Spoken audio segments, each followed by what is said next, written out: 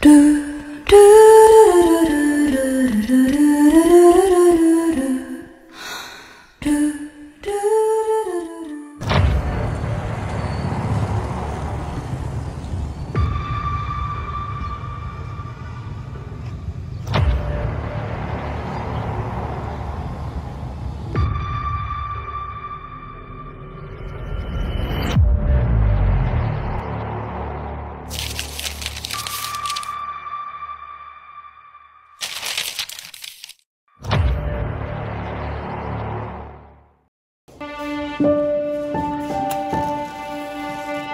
pangarap, liwanag at dilim. Sa panahon ng kadiliman, marami ang tahimik na naghihirap. Ngunit darating ang araw na lilipas ang lahat ng ito. Ang takot, pang-aapi at kabiguan. Kaya kayong mga kalaban at dayuhan, huwag niyo akong salingin. Noli Me Tangere.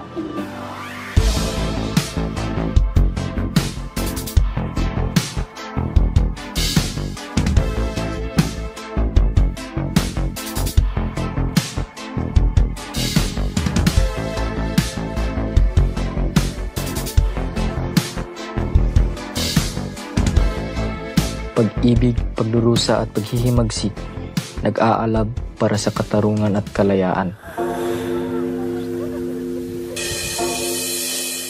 Sa ilalim ng kasiyahan, nagtatago ang laban ng bagong pag-asa at lumang kapangyarihan. Hindi niyo ba batid na marami sa mga Indio ang magmahal? Hindi ba ninyo nabatid na sa tahanan tayo ng isang Indio? Maaaring masaktan si Kapitan Diego. Matagal na niyo sinasabi na hindi siya Indio.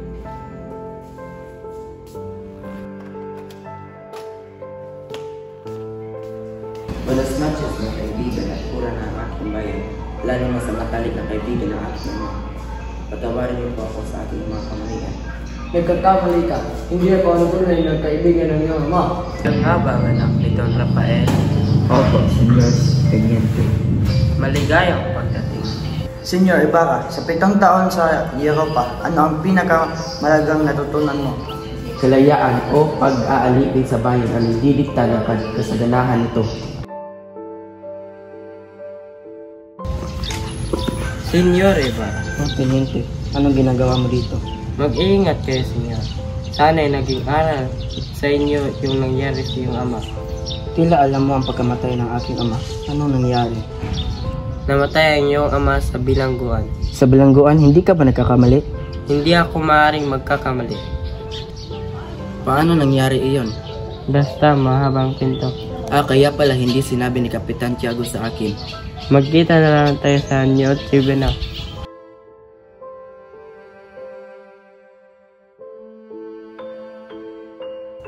Bakit kaya wala pa siya?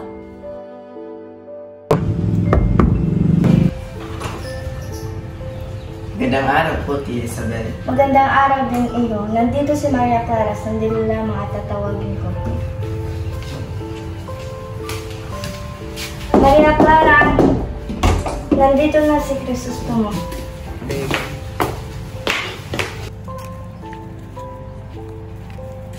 Hindi kumukupas ang pagdating ni Clara. Nakapunta ka lang ng Europa. Tila tumamis na yung mga salita. Siguro marami ka ng mga babaeng binula doon. Labis ang nagpapasalamat at nagkakasama sa mga. Binula mo na naman ako. Labis ako nangulila sa iyo, mahal ko. Higit akong nangungulila kay Crisostomo. Mahal ko, uuwi na ako sa San Diego dahil araw na ng patay bukas. Lalay mo ang mga ito sa iyong mga magulang. Maraming salamat, mahal ko. Paalam, Crisostomo, mag-iingat ka.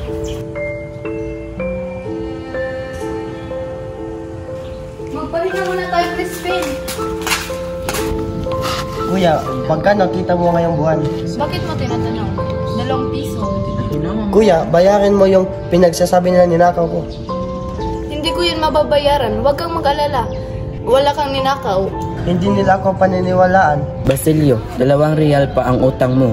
Hindi pa pwedeng umalis ang kapatid mo dahil meron pa siyang ninakaw. Wala pa akong ninakaw. Huwag po! Kuya, papatayin nila ako. Crispin!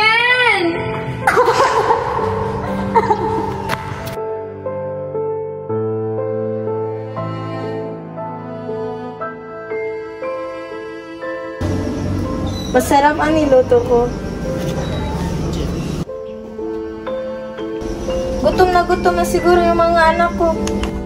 May pagkain ba? Oo, meron. Nasaan? Bilisan mo!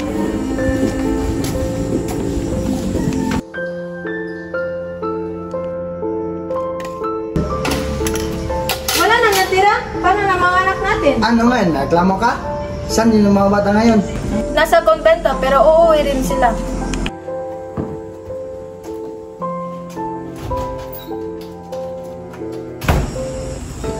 Kawawa naman yung mga anak ko. Inay! Anong nangyari anak ko? Bakit ko umiiyak? Si Crispin po, naiwan sa kumbento at ako nakatakas lang po ako. At siya'y pinagbintangan niya nagnakaw. Ninakaw daw? Ang mabait kong anak. Bakit kailangan pa natin magdusa? Dahil ba mahirap lang tayo? Inay! Oh, Diyos ko, anong gagawin natin? Sa ilalim ng mapang-aping lipunan, inay nagdurusa hawak ang hinagpis ng pagkawala.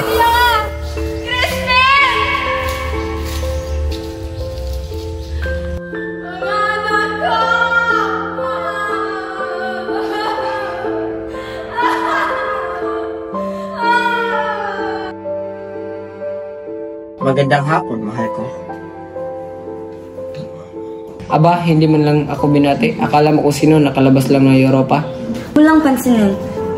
Mahal ko, alam mo kung gaano ako nagtimpi sa taong to. Tama na ang kanyang ama na namatay sa kulungan. Isa kang traidor. Kaya kita masasin ang pangalan ko, pero wag mong basasin ang pangalan ng ama ko. Crisostomo, huwag. Alang sa akin, huwag mo siyang saktan. Kung hindi lang kita mahal, Maria, nakita mo ng patay na ang taong to.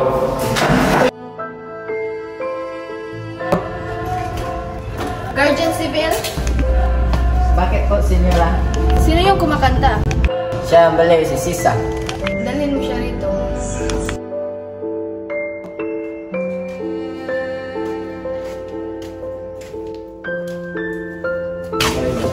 Nandito na po, senyora. Pakantahin mo siya. Ang baliw, umawit ka.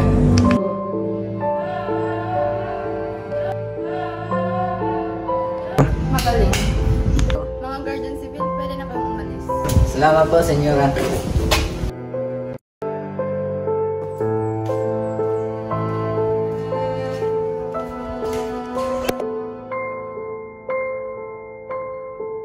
Uy, baliw! Sino baliw? Baka ikaw yung baliw. Ako?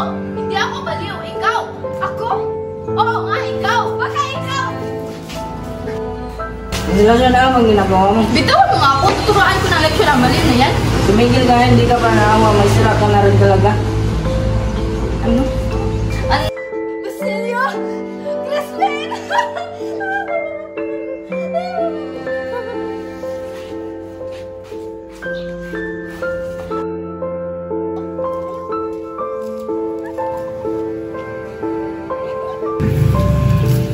Pwe, ang pangit naman yung dumadaan. Hoy, labandera, kami ba yung pinaringgan mo? Bakit? Matamaan ka ba? Anong labandera? Gusto mo bang labhan ko yung kulot mo ko? Hoy, matanda makukulam ko. Makapagsalita ka parang sino kan. Hoy, kayong dalawa, tumigil na kayo para yung mga bata. Alperes, magsabihan mo yung asawa mo ka mangkukulam? Kung hindi ka lang isang babae, kaya na, victory na. Hoy, kapal ang mukha nyo! Pelay peking mangkukulam! Pagtakas at paglaban, sumiklab ang apoy rebelyo. Bayan ay nagsimula ng mag-alab. Tao po. Yes. Senyor Ibarra, umalis ka na sa lugar na ito. Hindi ka ligtas dito. Anong ibig mong sabihin? May pag-aasal na magaganap. Ikaw ang pinagbibintangan na napasimuno nito. Ngunit sino ang? Hindi ko po alam kung sino. Anong dapat kong gawin? Sunugin mo ang papeles at tumakas ka na dito. Maraming salamat, kaibigan. Tara na. Kasiyahan, balot ng alingaw-ngaw ng takot na puno ng pangamba sa hinaharap. Crisostomo, Ito na ang huli nating pagkikita. Patawarin mo ako. kung sabihin yan at nasisiguro kong mag-aalinlangan ka sa akin pag sinabi ko na ang ano? na ang tunay kong ang kinasusuklungan mong padre, si Padre Damaso. Ngunit paano? Basta, lagi mong tatandaan, ikaw lang ang iniibig ko, Crisostomo.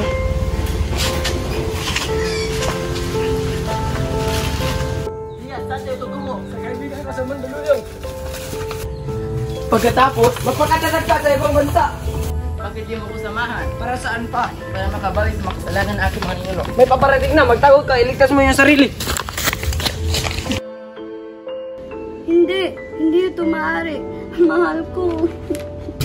Ano ba nangyari sa'yo, anak? Masaya na po ba kayo? Wala na siya. Ngunit, Si Crisostomo lang ang iniibig ko. Ayoko kay Alfonso. patawarin mo ko, anak, kung nakikialam ako sa buhay niyo ni Ibarra. Kung itutuloy mo ang pagpapakasal namin kay Alfonso, magpapakamatay ako. Patawarin mo ko, anak. Pagmamahal at pag-asa sa kabila ng pagluha.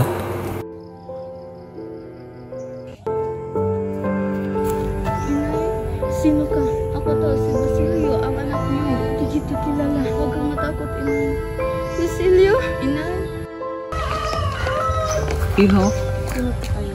ano ang balak mong gawin sa iyong ina? Gusto ko po siyang ilibing sa cemetery. Dito lang po akong pera. Kumuha ka muna ng pangatong at malapit na rin ang kamatayan ko. At sa sandaling mangyari iyon, sunugin mo ang aming katawan at maghukay ka. May makikita kang kayamanan. Gamitin mo iyon sa iyong kinabukasan. Intindihan mo ba ko? Opo, Ginoo. Mamatay na rin ako at hindi ko masisilayan ang pagsilak ng araw ng aking bayan. Ginoo?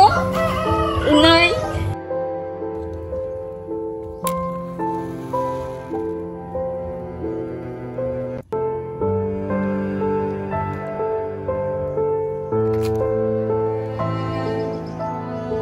Ginoo? Inay? Paalam.